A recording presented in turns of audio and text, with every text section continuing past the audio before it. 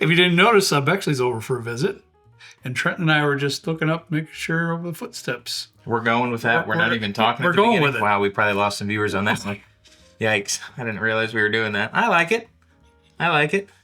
You always throw me off because sometimes when we start a video off poorly, you're like, "Oh no, we're gonna redo it." I thought, we're both like this. I thought, well, people are gonna wonder what these guys are kind of idiots, but usually not this much. How she's 5 or 4? 5? she's 5. It sounds like there's a herd of elephants upstairs, and she's one person, and she's probably like 20 pounds soaking wet. Is legitimately unique.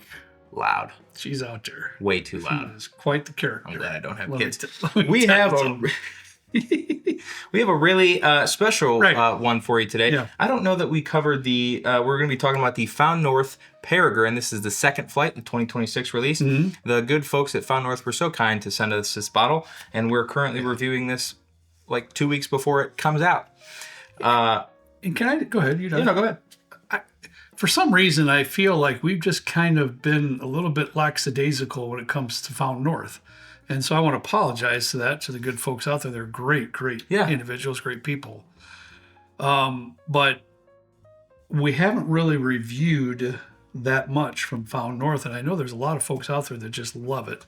Well, and they've sent us a few things before, and I'm looking at we have like 9 of their releases. They're so good to us, exactly. Yeah. But they can be a tiny bit pricey. But we'll get into that. Yeah. There's reasons why it's a little bit pricey. I think they're a fantastic, what would you say, like a boutique style of... like a boutique blender type of a thing? Yeah. Is how I would kind of describe it. Or craft blender. And I tell you what, the thoughts from other whiskey YouTubers, especially Marcus, one of my best buddies, the bourbon judge...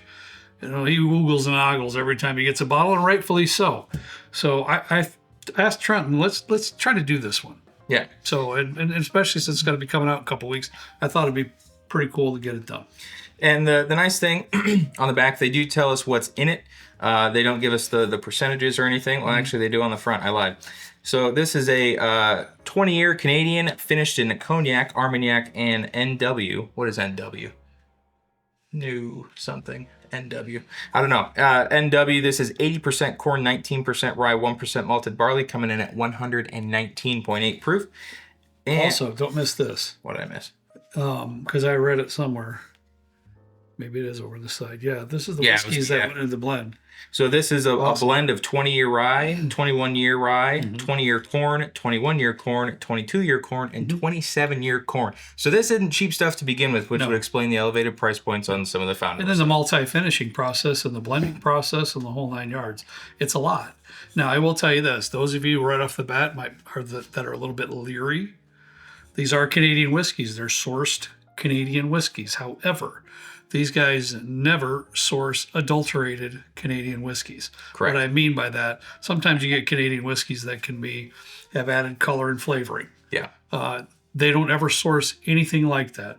This is all non-chill filtered stuff, unadulterated Canadian whiskey. Yeah. As far as I know, Canadian whiskey still doesn't have that designation like bourbon has. Correct. So if you hear Canadian whiskey, there could be other stuff in it.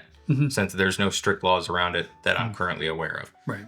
Yeah, I know. And talking with a lot of folks out there, that's usually the fear factor. Yeah. When it comes to Canadian, is it pure whiskey or is it not? And I don't know about you, man, but I'm a big fan of Canadian rye whiskey, the Alberta Premium Cask Strength. I bought 15 of them from Stone Cold when he got them on clearance for $12 a piece. Canada excels. They do. In rye whiskey. I will say that. I feel like you hear Canadian and immediately you think of Crown Royal. Well, sure. And which is adequate. Sure. It's adequate whiskey. But there's a lot of really good stuff that is out there from Canada. And I would love to know, 80% corn, 19% rye. And the lowest amount of corn in here is 20 years. So that's a lot of high-aged corn whiskey. A lot of high-aged whiskey. A lot of finishing here going on. This is going to be interesting for sure. Anytime I see 20-year rye, I'm sold. It's all different. You're right. As soon as you read the label, oh yeah. Okay, when I brought it to you, you're like, well, yeah, sure. Yeah. Gotcha. Yeah. All right. I mean, it smells just divine. It really does. It's like candy-ish, but that rye comes through really. It's soft, like a soft rye. It is. It's pillowy. He is right. It is candy-ish and sugary. Not like a cloying sweetness, like you're gonna get a cavity drinking it or anything. No, it's just a beautiful sweetness. I'm drawn to that right off the bat. I've told you that before. I search out the sweetness. That's what I do. Trenton's a little different in that regard, but I do. I don't know though, and it didn't take me long. It's right there. Because like with Buffalo Trace, when we'll do blinds and stuff with Buffalo Trace, immediately it's like sweetness. Mm-hmm. Maybe that's the profile, or maybe that's just Yeah. I don't know. Sometimes a lot of my notes right off the bat are usually weird ones. We usually can pick out underlying notes much quicker than I can. I'm looking for the ones that are kind of in your face right off the bat. Go ahead. You get a light corn note in there, but just very light, like an immaculate cornbread. I get that, and there's also this red raspberry type of a fruity note on the nose that I'm really digging. Oh yeah, I get that now. You said that. It's bright too. Very bright. And that rye spice really just like it's there in the background and it's not like in your face. It's really nice. And I think it's fantastic. Mm-hmm. YOLO.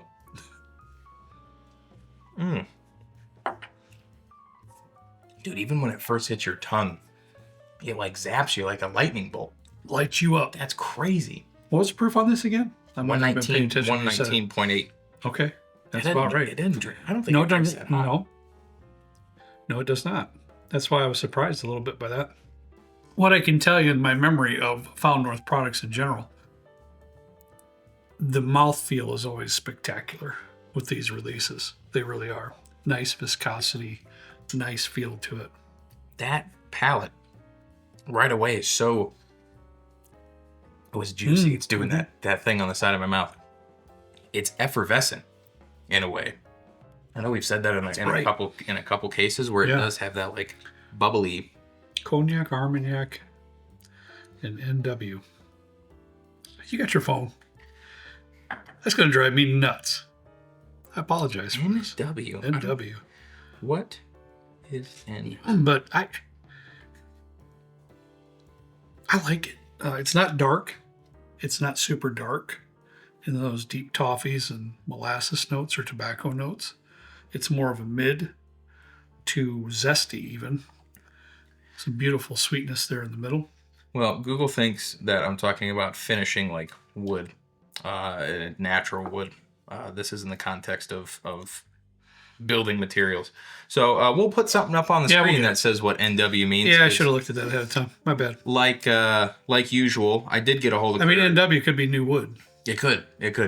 Chris did give me a call when we were at a pick at 1792, and I asked if we could call him back, and then I forgot to call him back. So I don't know. MSRP will be up here somewhere. My guess is it's probably around that $200 price range, kind of like the Peregrine from last year. We got the first flight over there. Assuming yes. And then NW will also put on the thing. Mm-hmm. I know too that Found North, what they do, they use a platform it's kind of like a lottery kind of a platform. So you enter your email or whatever, and then you get chosen with a link to purchase. I believe that's how a majority of their releases go, especially with something of this high age statement.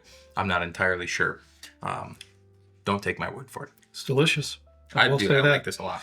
I can truly see why there's a lot of fans of Found North. Let me see if I... They've been around for several years now, too, and they've really made a name for themselves in this specific style of whiskey, which I appreciate.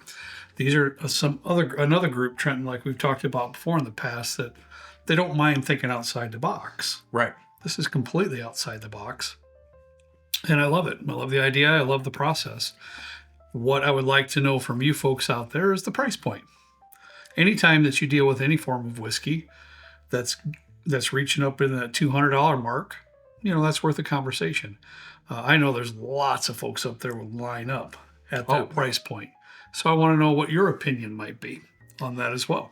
And especially too, because it's I feel like if you heard 20-year Kentucky bourbon at $200, that would fly out the door like you would imagine. There's no question. I'd be curious about the customer sentiment about a 20-year blend of Canadian stuff. Keep in mind, unadulterated, non-chill filtered, good stuff.